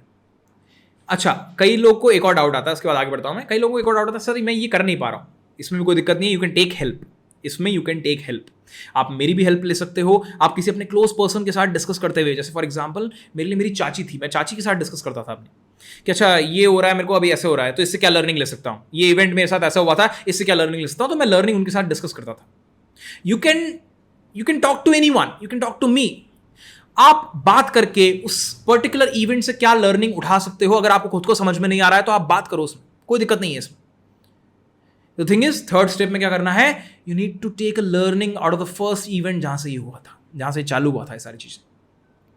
अच्छा सर, इसके बाद क्या करना है? थर्ड स्टेप कंप्लीट हो गई, लर्निंग भी ले ली मैंने लर्निंग क्या ली थी? मैंने लर्निंग ये ली थी कि अच्छा यहां पे मेरे को ट्रस्ट और रिस्पेक्ट नहीं थी रिलेशन में। और एक बार लर्निंग लेने का मतलब ये होता है, ये नहीं कि वापस उसको गलती को रिपीट कर रहे हो। गलती वापस रिपीट नहीं होनी चाहिए, ध्यान रखना उस चीज का। ये लर्निंग ली। फोर्थ स्टेप पे आते हैं। तीसरी स्टेप लर्निंग लेने के बाद चौथी स्टेप यहां पर आती है, to learn the right way to deal with it. सीखना है हमें सही तरीका to deal with these particular situation. हम माय फ्रेंड कोई भी चीज बाय बर्थ सीख करके नहीं आते हैं। ये सारी स्किल्स हैं, लोगों को कैसे टैकल करना है, फ्रेंडशिप्स को कैसे हैंडल करना है, रिलेशंस को कैसे हैंडल करना है, ये सारी स्किल्स हैं। And you can learn all those things. ये आप सीख सकते हो, बहुत इजीली सीख सकते हो। मैंने भी बाद में सीखी है अपनी लाइफ में। फॉर एग्जाम्पल, मैंने किस तरह से सही तरीका सीखा था। So this was the book actually, how to win friends and influence people by Dale Carnegie. तो ये this was the very first book which I actually implemented in my life. ये पहली किताब थी जो मैंने अपनी लाइफ में इंप्लीमेंट करी थी। पढ़ पहले से रखी थी, पढ़ रखी थी बट इंप्लीमेंट नहीं कर रखी थी। तो पढ़ पहले से रखी थी बट इंप्लीमेंट नहीं कर रखी थी। तो this was the very first book जो मैंने इंप्लीमेंट करी थी अपनी लाइफ में, how to win friends and influence people. तो जैसे फॉर एग्जाम्पल, आपको पब्लिक स्पीकिंग का अगर डर लगता है तो go and see those TED talks. उन टेड टॉक्स को देखो, जो अच्छे पब्लिक स्पीकर्स हैं उनके टेड टॉक्स को देखो, उनके इंटरव्यूज को देखो, उनकी लिखी हुई किताबें पढ़ो। आपको ड्राइविंग करने में डर लगता है, एक अच्छे ड्राइविंग स्कूल में एडमिशन लो एंड लर्न ड्राइविंग। सिमिलरली, आपको फ्रेंड्स कैसे हैंडल करने, रिलेशनशिप कैसे हैंडल करनी है, जो एक्सपर्ट्स हैं उनसे सीखो। तो learn the right way to deal with this situation.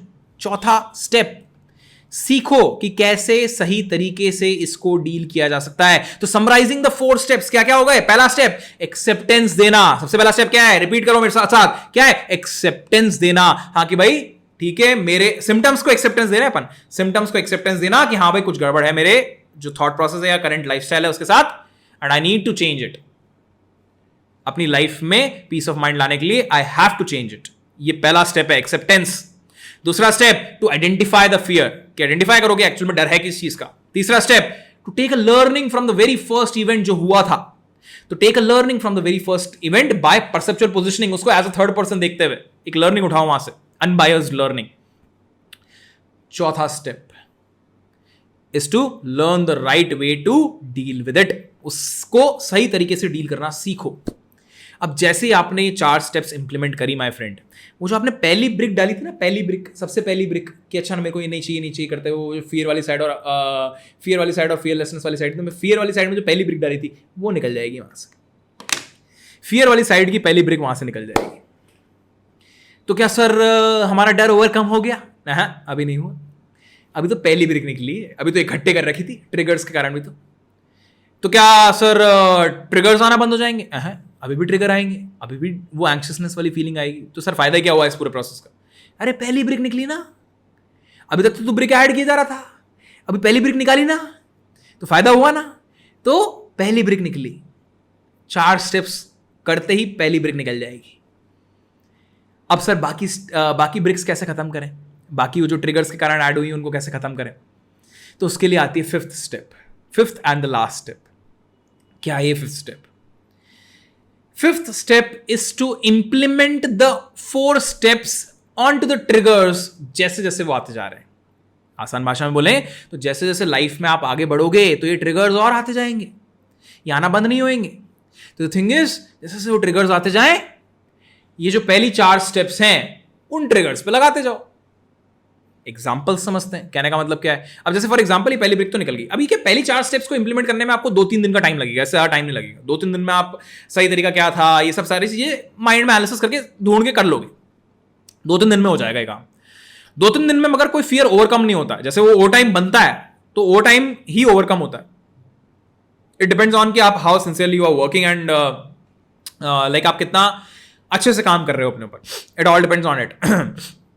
तो यहां पे इस चीज को समझो कि वो पहली ब्रिक तो निकल गई, 2-3 दिन में निकल जाती है। तो अब क्या, अब अपनी लाइफ के साथ नॉर्मली कंटिन्यू करो, अपने कामकाज के साथ नॉर्मली कंटिन्यू करो, क्योंकि बाकी सारी ब्रिक्स को निकालने बैठकर सोच कर निकालने बैठना कि अच्छा ये ट्रिगर कब आया था मेरे को, वो ट्रिगर कब आया था, that is not practically possible.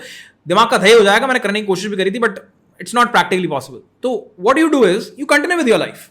आपको अब ट्रिगर्स आएंगे, बट इस बार जब भी वो ट्रिगर आए तो उस ट्रिगर को डिनाय मत करना, उससे भागना मत, उसको ये मत करना कि नहीं नहीं चाहिए नहीं चाहिए। इस बार क्या करोगे, वो पहली 4 स्टेप्स वापस लगा दोगे। क्या करोगे इस बार, पहली 4 स्टेप्स लगाओगे तो क्या बोलोगे, अच्छा कोई ट्रिगर आया, मान लो आपको अनईजीनेस फीलिंग आई, तो आपने क्या करना है, आपने एक्सेप्टेंस देनी है सबसे पहला। हाँ ठीक है, मेरा मन अशांत हो गया है। अभी तक आप क्या बोलते थे, अभी तक आप बोलते थे कि नहीं ये नहीं चाहिए नहीं चाहिए, ऐसा नहीं होना चाहिए। आज आपने क्या बोला कि हाँ मेरा मन अशांत हो गया है, मैं मानता हूं उस चीज को या मैं मानती हूं उस चीज को। पहला स्टेप ट्रिगर के ऊपर लगा रहे हो, हाँ मेरा मन अशांत हो गया। सेकेंड स्टेप आइडेंटिफाई किया तो दिमाग में याद आया, अरे यार ये तो वही डर है, फियर ऑफ बीइंग अलोन, जो मैंने एक बार पहले एनालाइज किया था 3-4 दिन पहले, वही डर है। Second step complete. Third step, पहले आपने एनालिसिस करके लर्निंग ली थी, इस बार आपको केवल और केवल उस लर्निंग को अपने आप को रिमाइंड करवाना है। माय फ्रेंड, इंसान की एक बहुत ही तगड़ी आदत होती है कि वो चीजें भूल जाता है एक टाइम के बाद। जैसे फॉर एग्जाम्पल मैं आपसे पूछूंगा कि आपने 8 दिन पहले खाने में क्या खाया था, तो शायद आपको याद नहीं रहेगा अभी इस टाइम पे। तो थिंग इज, हम भूल जाते हैं चीजें। आपने 3 दिन पहले क्या पढ़ा था, 3 दिन पहले तो कल क्या पढ़ाया था मैंने, वो भूल जाते हैं बच्चे। तो थिंग इज, हमें याद नहीं रहती हैं चीजें, हम भूल जाते हैं। तो वो जो 4 दिन पहले लर्निंग ली थी ना, वो अभी इस ट्रिगर के थ्रू रिमाइंडर देना पड़ेगा कि अच्छा मेरे को ट्रस्ट और रिस्पेक्ट रिलेशनशिप्स में मेंटेन करना है। ये मैंने रिमाइंडर दिया इस बार अपने आप को। वो लर्निंग रिमाइंड करवाई और एक बार देख भी लिया कि अच्छा जो भी मेरे रिलेशनशिप्स हैं उसमें मैंने ट्रस्ट और रिस्पेक्ट मेंटेन तो कर रखा है ना, कर रखा है, बहुत बढ़िया, आगे बढ़ो। चौथी step, learn the right way to deal with it. तो सीख तो पहले चुका हूं ना मैं, 2-3 दिन पहले मैंने पूरा अच्छे से रिसर्च करके सीख लिया है। मेरा सजेशन आपको ये रहेगा कि जो बुक्स वगैरह आप पढ़ते हो ना, इसकी लर्निंग्स लिख के रखा करो कहीं पे। मेरे पास भी लिखी हुई है। अब आपको क्या करना है, सिंपली वो लर्निंग जाके एक बार वापस से रिवाइज कर लो। काम हो गया, रिवाइज करा कि अच्छा फ्रेंड्स कैसे बनाने, इन्फ्लुएंस कैसे करना लोगों को, या फिर रिलेशंस में अच्छा कैसे रिलेशन मेंटेन करने, अच्छा ये पॉइंट का मैं ध्यान रख रहा हूं ना, हाँ मैं रख रहा हूं या रख रही हूं, and your work is done. इस बार जो ट्रिगर आया, आपने ट्रिगर को डिनाई नहीं किया, आपने ये नहीं बोला नहीं चाहिए नहीं चाहिए नहीं चाहिए, आपने क्या किया, आपने बोला हाँ, एक्सेप्टेंस दी कि मेरा मन अशांत किया इसने। सेकेंड स्टेप में एनालाइज किया और ये पता लगाया कि अच्छा वो एक्चुअल में डर क्या था, किस चीज़ का डर था। थर्ड स्टेप में क्या किया, थर्ड स्टेप में आपने वहां पर वो रिमाइंडर दी जो लर्निंग ली थी, और चौथी स्टेप में रिवाइज या रिमाइंडर दिया उस चीज का कि राइट वे क्या है उसको डील करने का। ये एक और ट्रिगर निकल गया, एक और ट्रिगर की वजह से वहां पे ब्रिक गई थी, वो निकल गई। ऐसे ट्रिगर आते जाएंगे, ऐसे आपने ब्रिक निकालती जानी है, धीरे धीरे धीरे धीरे धीरे धीरे करते करते वो फियर कंप्लीटली खत्म हो जाएगा। That's how you overcome any kind of fear, anxiousness या पर्टिकुलरली कोई अनईजीनेस आपको अगर हो रही है तो। This is the simple 5 step process. मैंने अगेन कहा सिंपल है, इजी नहीं है, सिंपल है, समझ में पूरा आ गया होगा।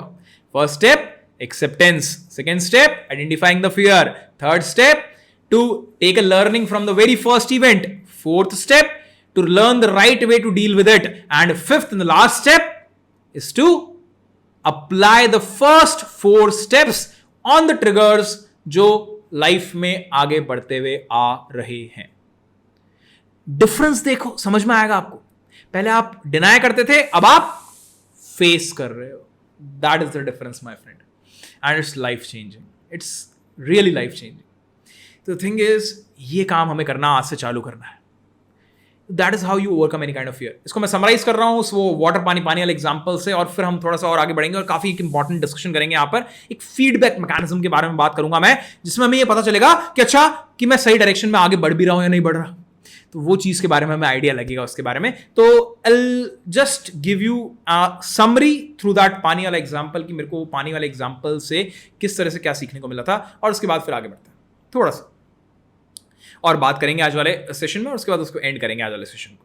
तो ठीक है, पानी वाले एग्जाम्पल से जो पानी का डर था मेरे को, उससे क्या सीखने को मिला था, किस तरह से मैंने उसको एनालाइज किया था।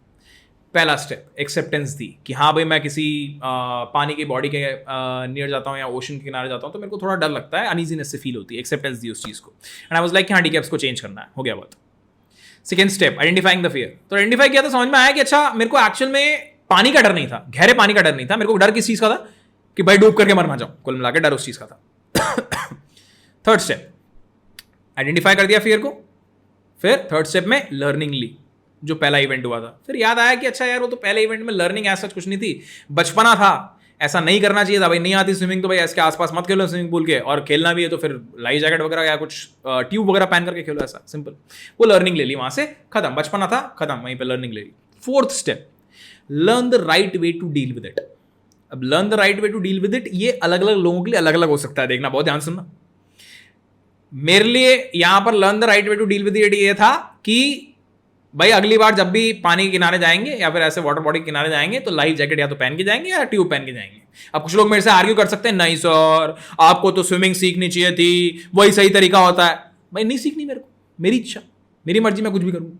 तो thing is it's all about how you want to learn the right way to deal with it. It's all about you कि आपको अपने आप उसके हिसाब से देखना रहेगा कि आप कैसा उसको सीखना चाह रहे हैं, सही तरीका आपके लिए क्या है। स्विमिंग मेरे को अभी भी नहीं आती actually, but the thing is अब पानी से डर नहीं लगता है। क्यों? क्योंकि अब मैं किसी भी मतलब in the sense deep side of the pool में कभी उतरना है या तो मैं किसी का हाथ पकड़ के उतर जाता था, और कहीं ना कहीं अगर ओशन में जाना है तो मैं हाथ पकड़ के चल जाऊंगा, कोई कहीं हाथ पकड़ के चल जाऊंगा, और 2-3 मिनट वहां पे रहने के बाद फिर मेरे को डर खुल जाता था। The thing is it's all about facing your fears, facing that particular uneasiness. आप फेस करोगे उसको एक्सेप्टेंस देते हुए तो वो ओवरकम हो जाएगी, नहीं फेस करोगे तो फिर भागते रहो उस वाली चीज़। लाइफ से भागते रहो, और जब तक लाइफ से भागते रहोगे तब तक लाइफ आपके पीछे पड़ी रहेगी उस चीज़ को सिखाने के लिए, because life is such a great teacher कि वो उस लेसन को रिपीट करती रहती है जब तक आप उसको सीख नहीं जाते हो कुल मिला करके। तो it is something like that. चलिए, तो यहां पर ये फियर कैसे ओवरकम करना है, किसी भी तरह की एंग्शियसनेस, किसी भी तरह की अनईजीनेस वाली फीलिंग कैसे ओवरकम करनी, ये चीज़ हमने सीखी। अब इसमें एक मैं छोटा सा ऐड और कर रहा हूं, और उसके बाद इस वाले पार्ट को हम एंड करेंगे, नेक्स्ट पार्ट पे फिर आगे बात करेंगे अगले दिन में। तो यहां पर एक क्वेश्चन आता है कि सर इस पूरे प्रोसेस को करने में कितना समय लगेगा लगभग। तो it all depends on to you. हो सकता है कि आपको 15 दिन 20 दिन में ही वो पूरा फियर ओवरकम हो जाए। जैसे मेरे पास ये डिफाइंड प्रोसेस नहीं था, तो मैंने बाद में इसको अपने आप को ऑब्जर्व करते हुए ये पूरा वो किया स्टेप वाइज कि अच्छा ये स्टेप के बाद मैंने ये स्टेप लगाई थी, इसके बाद मैंने ये किया था। अपने आप को ऑब्जर्व करते हुए मैंने ये डिज़ाइन किया प्रोसेस। बट इसके पहले मेरे पास ऐसा कोई डिफाइंड प्रोसेस नहीं था, but I was going with the flow.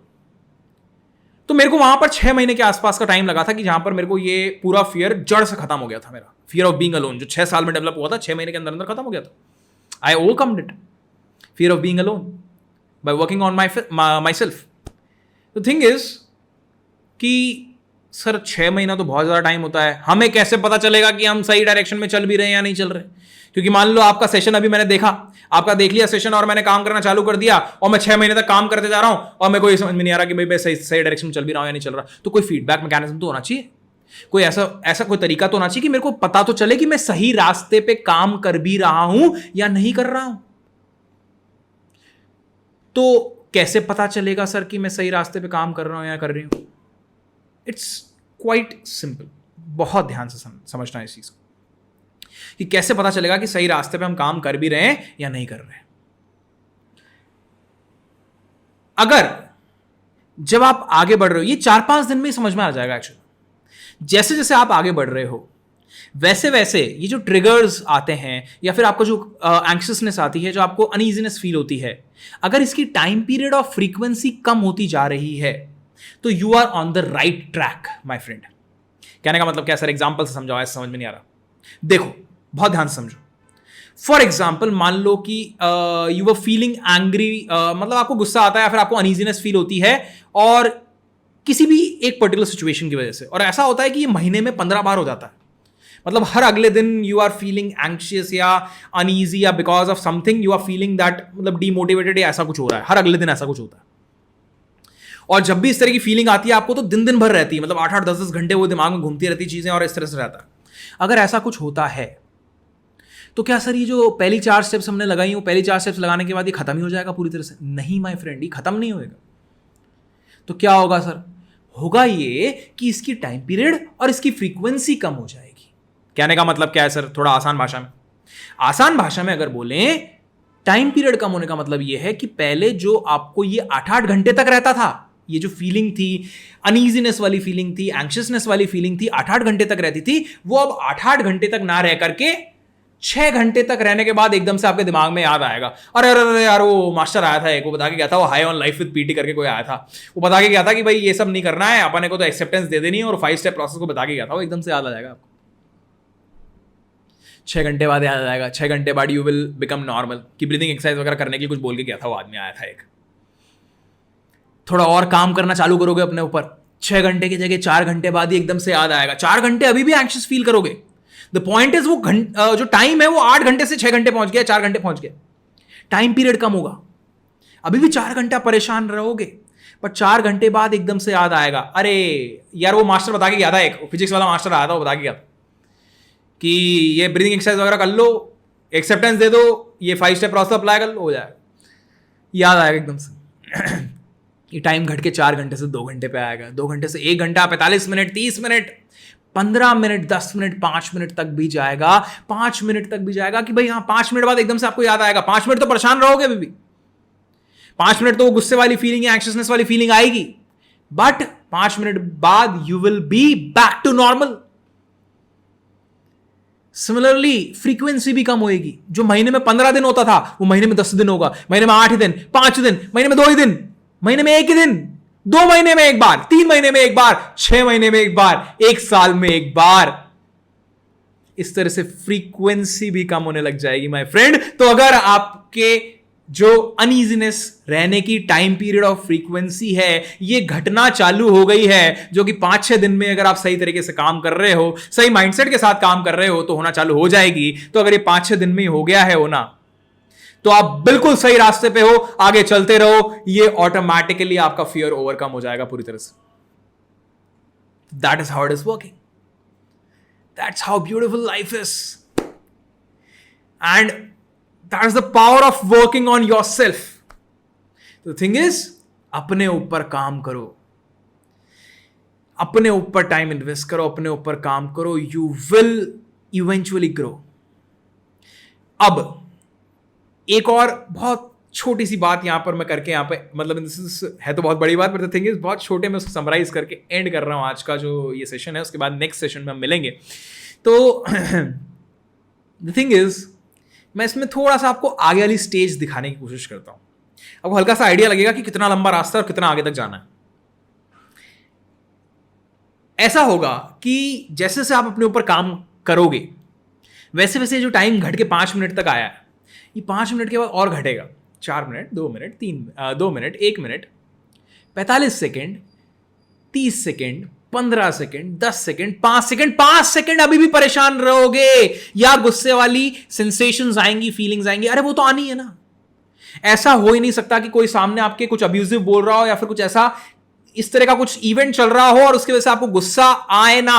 वो तो जैसे स्टिमुलस आएगी, ए पार्ट रिसीव करेगा, बी पार्ट एनालाइज करेगा, सी पार्ट वो सेंसेशन जनरेट करेगा। सी पार्ट का काम है सेंसेशन जनरेट करना। वो सेंसेशंस तो आएंगी अभी भी, वो सेंसेशंस अभी भी आ रही होंगी माय फ्रेंड।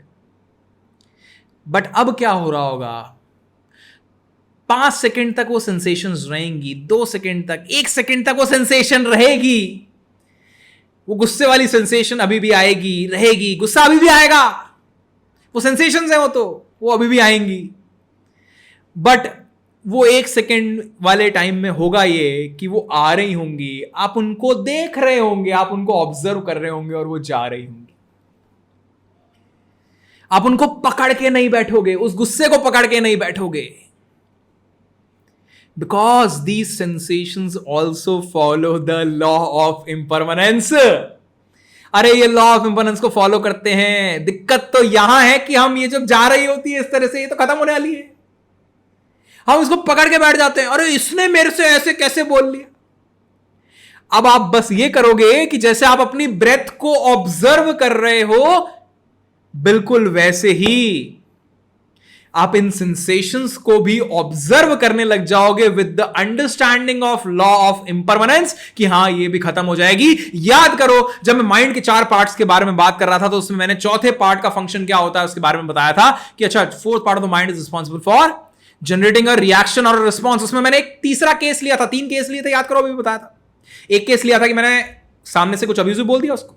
दूसरा केस मैंने ये लिया था कि अच्छा, मैंने जाकर के उसको थप्पड़ ही मार दिया था, गुस्सा आ गया मेरे को। और तीसरा केस मैंने ये लिया था जिसमें हम स्पिरिचुअलिटी के बात पे बात भी कर रहे होते हैं कि मैंने वहां पर एक्सटर्नली कोई रिएक्शन या रिस्पॉन्स नहीं दिया, मैंने अपनी जो सेंसेशंस हो रही थी बॉडी में केवल उनको ऑब्जर्व करने का काम किया। अब जब ऑब्जर्व कर रहे हो तो with the understanding of law of impermanence करोगे कि अच्छा, ये भी सेंसेशंस सारी खत्म हो जाएंगी। And that is how you go on the path of spirituality, move forward on the path of spirituality। इस तरह से आगे बढ़ते हैं with the understanding of law of impermanence कि हाँ ये भी खत्म हो जाएंगी। इस अंडरस्टैंडिंग के साथ हम आगे बढ़ रहे होंगे तो गुस्सा अभी भी आएगा, वो आएगा, आप उसको ऑब्जर्व कर रहे होंगे और वो जा रहा होगा। जैसे आप ब्रेथ को ऑब्जर्व कर रहे हो, अभी ब्रेथ को ब्रीदिंग एक्सरसाइज करते हुए ऑब्जर्व करने के लिए बोला, बिल्कुल वैसे that's how it is working. अब इसको हम बोलते हैं, क्या बोलते हैं, इसका हल्का सा आइडिया देता हूं आपको। इसको बोलते हैं हम दृष्टा भाव से जिंदगी जीना। दृष्टा भाव माने ऑब्जर्व करना, चीजों को देखना, ऑब्जर्व करना। ऑब्जर्वेंट बन जाओगे आप, ऑब्जर्वर बन जाओगे, ऐसा बोल सकते। दृष्टा भाव से चीजों को देखना, ना कि भोक्ता भाव से देखना। भोक्ता भाव क्या होता है? भोक्ता भाव इज विक्टिम मेंटालिटी रखना। जनरली आज के टाइम पे मैं अपने आसपास अगर देखूं तो 99% ऑफ द लोग विक्टिम मेंटालिटी रखते हैं। विक्टिम मेंटालिटी इज कि अच्छा, मेरे साथ ही ऐसा क्यों हुआ, ये क्यों हो गया, वो क्यों हो गया। विक्टिमाइज कर रहे हैं, अपने आप को विक्टिमाइज कर रहे हैं, विक्टिम मेंटालिटी रख रहे हैं। तो पकड़ के बैठ जाते हैं उनको, सेंसेशंस को छोड़ते नहीं है। और किसी भी ऐसी चीज को पकड़ के रख जाओ, पकड़ के बैठ जाओगे जो परमानेंट नहीं है, तो दुख दर्द का स्टार्ट नहीं है, तो दुख दर्द का साथ है। तो you just need to realise कि बस उसको पकड़ के नहीं बैठना है, केवल ऑब्जर्व करना है, और अपने आप ही खत्म हो जाती है।